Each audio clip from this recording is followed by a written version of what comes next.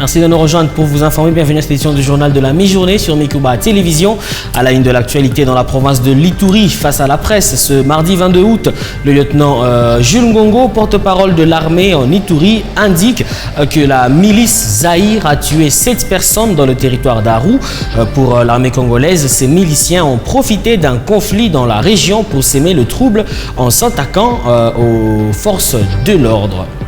Et dans la province du Haut-Katanga, le gouverneur Jacques Kiaboula a visité les travaux de construction du pont Kasungami dans la commune de Katouba et de la commune annexe qui évolue normalement. Cet ouvrage devrait faciliter le déplacement des habitants du quartier 5 ans et devrait être le plus long pont dans le Haut-Katanga. Voilà tout pour les titres.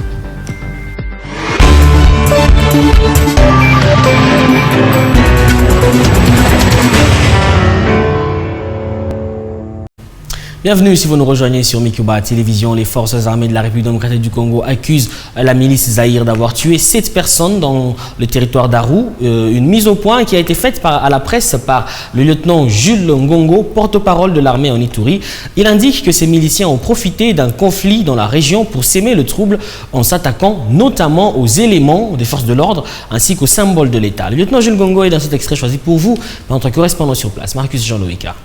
Il s'observe depuis le 20 août 2023, un conflit de terre entre le village Nyacha et Adrovo dans la chefferie de Lou, en territoire d'Aru situé à plus ou moins 9 km d'Aru centre, où plusieurs dégâts matériels ont été enregistrés lors de ces conflits.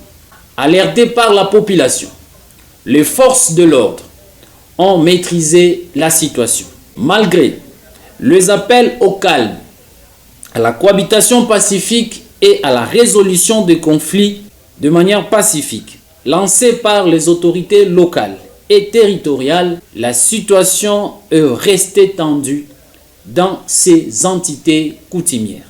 C'est ce mardi que les conflits s'est dégénéré où l'une des parties en conflit, voulant se faire justice, a fait appel aux hommes armés identifiés à la milice Zahir. Ces miliciens, dissimulés dans la population pendant les échauffourées, ont tiré à bout portant et tué 7 personnes, dont 5 civils innocents et 2 policiers, leurs armes emportées par ces inciviques. Le commandant des opérations et gouverneur militaire de la province de l'Ituri, lieutenant-général Luboya Kanchama Johnny, ordonne au service de défense et de sécurité de renforcer les dispositifs sécuritaires et le rendre plus robuste en vue de faire échec à leur plan machiavélique contre la province de l'Ituri et son peuple. Par ailleurs, le gouverneur militaire appelle la justice de diligenter les enquêtes dans l'immédiat contre les auteurs et co-auteurs de ces tueries. Et puis la construction du pont Kasungami aux confins de la commune de Katouba et de la commune annexe dans la ville de Lubumbashi termine d'ici peu. Cet ouvrage devrait faciliter le déplacement des habitants du quartier 5 ans. Il sera également le pont le plus long du Haut-Katanga. Le gouverneur Jacques Kiaboula Katswe y était ce mardi pour visiter le chantier. Regardez. Une culée et 3 piles déjà posées, voilà l'état actuel du pont Kasungami en construction. Vaste réseau des services au Congo, l'entreprise commise à l'exécution des travaux prépare la surface qui doit recevoir la 4e pile avant la dernière culée pour passer à l'étape de la pose du tablier d'ici quelques mois. Ce mardi 22 août 2023, le gouverneur de province a effectué une visite d'inspection sur le chantier. Sur place, Jacques Kiaboula Katswe accompagnait son ministre des Infrastructures et les directeurs provinciaux de l'OVD, suivi des explications des délégués de l'OVD, superviseurs du chantier, sur l'avancement des travaux de cet ouvrage qui sera le plus long de Lubumbashi avec 75 mètres de portée et 10 mètres de largeur. Nous sommes là pour voir l'évolution des travaux que nous avons entamé depuis l'année passée. C'est la construction d'un pont qui est en train d'être jeté ici et vous voyez déjà comment il y a de l'évolution. Et donc nous espérons que dans les mois qui suivent ici, nous pourrons avoir un pont déjà fini. Et nous sommes très déterminés pour avoir le pont ici afin de désengorger ou de relier 5 ans à Katouba. Donc les travaux évoluent bien. Et nous pensons que la semaine prochaine encore, nous serons là pour pousser encore l'entrepreneur à aller plus vite que ça, parce que nous avons besoin d'avoir le pont au début de la rentrée de pluie. Sur son chemin de retour, le chef de l'exécutif provincial du Haut-Katanga s'est arrêté sur l'avenue Moulongo de la Katouba en état de délabrement très avancé. Sur le champ, Jacques Kabula Katouya a ordonné les débuts des travaux de cette voie de près de 5 km qui va déboucher sur la route Kasumba-Lessa. À la fin de cette ronde d'inspection, le gouverneur Jacques Kabula Katouya a effectué un détour par le boulevard Kyungu-Akumanza, communément appelé boulevard Katouba, en pleine modernisation au niveau de la rivière Lubumbashi. Selon le calendrier publié par la CENI, le dépôt des candidatures à la députation provinciale et communale s'est clôturé ce mardi 22 août dans les centres de réception et de traitement des dossiers de candidature. Pas d'engouement constaté par la centrale électorale et dans les QG de certains partis politiques. Cette situation est due à plusieurs raisons internes et techniques. Dorsam Tabiaf, qui a échangé avec les politiques, nous en dit plus dans ce reportage.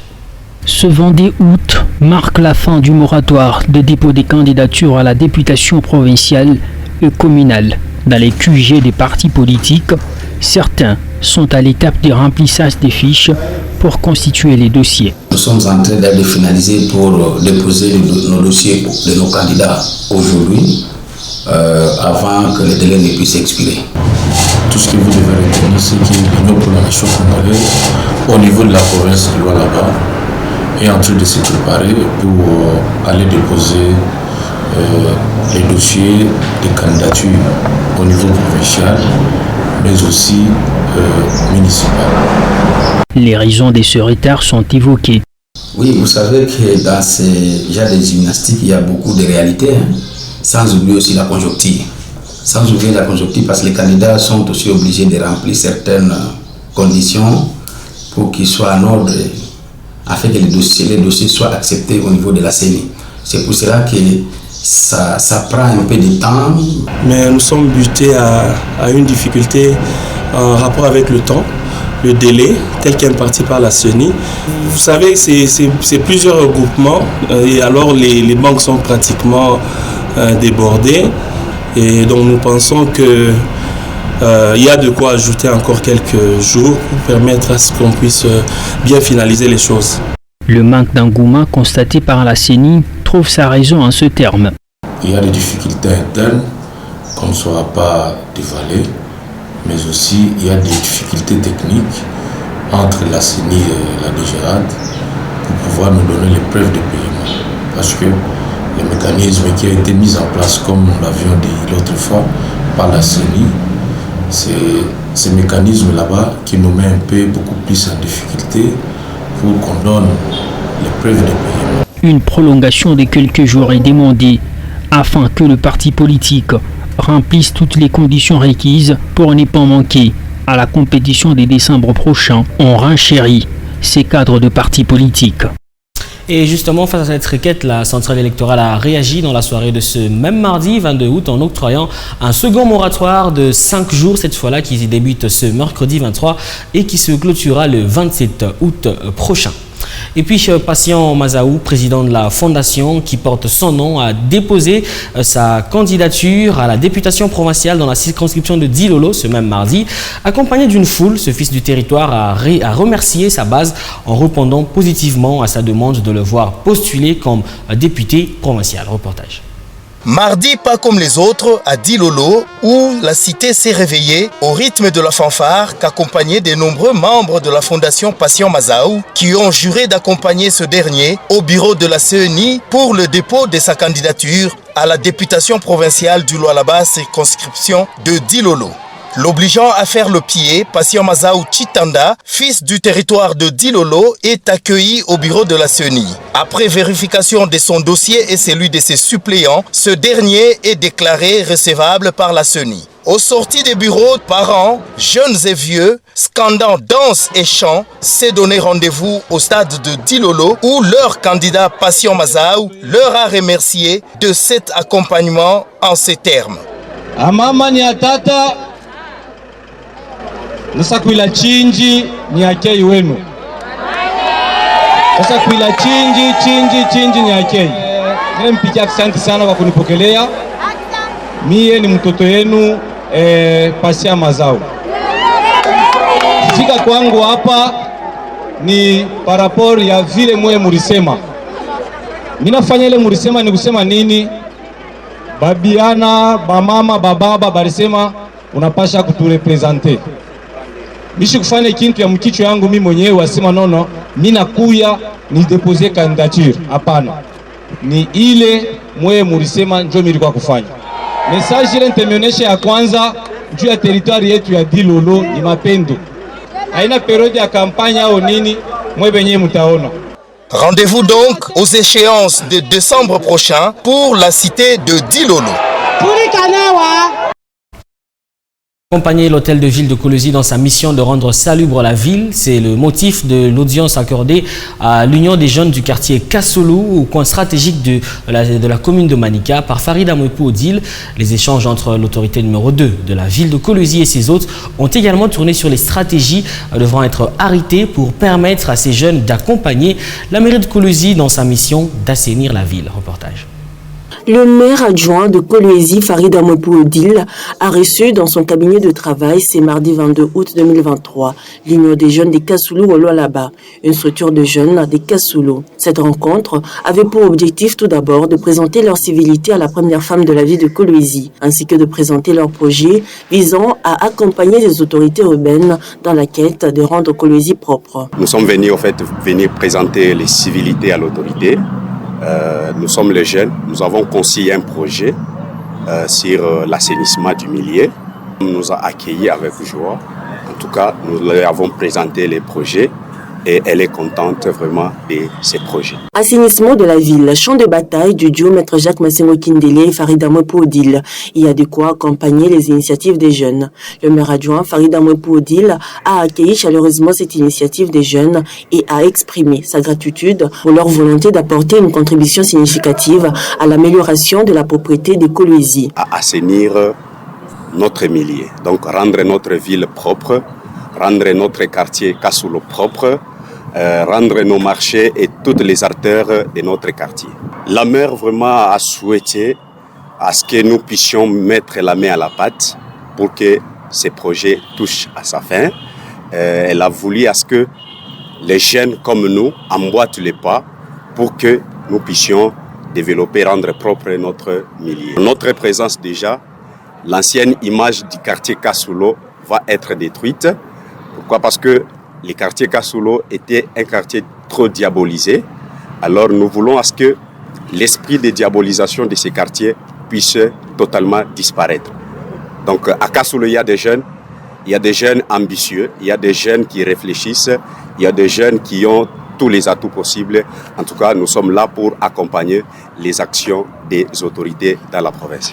Elle a également souligné l'importance de l'implication des habitants dans cette mission commune. Cette visite de l'Union des jeunes des Kassoulou auprès du maire adjoint témoigne de l'engagement de la jeunesse de Kassoulou à participer activement dans l'assainissement de la ville. Et puis Françoise Mangweji, bourgmestre de la commune de Dilala, a effectué une visite d'inspection des travaux de construction des toilettes publiques dans la cellule d'Ilungu au marché qui porte le même nom. Les travaux avancent à pas de géant et d'ici quelques jours, ces installations sanitaires devraient être remises au bénéfice de la population. Suivez donc un extrait de ce reportage à la cellule de communication de la commune de Dilala. Poursuivant sa tournée d'inspection des chantiers, l'autorité communale de Dilala, Françoise Mangweji, était dans l'avant-midi de ce lundi 21 août au marché d'Ilungu pour inspecter l'évolution des travaux des toilettes publiques. Accueillie par le chef de quartier Biachara et la présidente du marché d'Ilungu, la première citoyenne de Dilala a reçu les explications de l'ingénieur sur les déroulements des travaux qui sont exécutés à 90%. En satisfait pour l'autorité communale qui apprécie l'évolution des travaux. Le marchand a exprimé leur joie en standard de chant d'album en l'honneur de Françoise Mangweji qui matérialise la vision du chef directeur Félix-Antoine Tegui de Chulombo, celle de mettre l'homme au centre de tout développement, occasion pour la présidente de ces lieux des négoces de remercier Françoise Mangweji et d'inviter les marchandes et marchands au bon usage de ces toilettes une fois opérationnelles. Mimi mambo mwana nipacha kwa furaha. Ndio toilet tulikuwa nayo, ilikuwa shakuharibika, ilikuwa ya mbaya, haikuwa tu presentable. Kama autorite banakuya tupasha tunaanza kushinda kubengisha mtoilet. Asa depuis hapa hii toilette bene tuyenge na tupatia furaha na inatuonesha ke burgomestre anatumika kazi njoo kama unaenda kuyenga nyumba. Nous sommes très contents pour ce geste. Les toilettes qu'on avait étaient dans un état de délabrement très avancé. Après la construction sera le tour du forage d'eau. C'est ce qu'il vient de nous promettre. Nous remercions vivement le bourgmestre pour ce geste.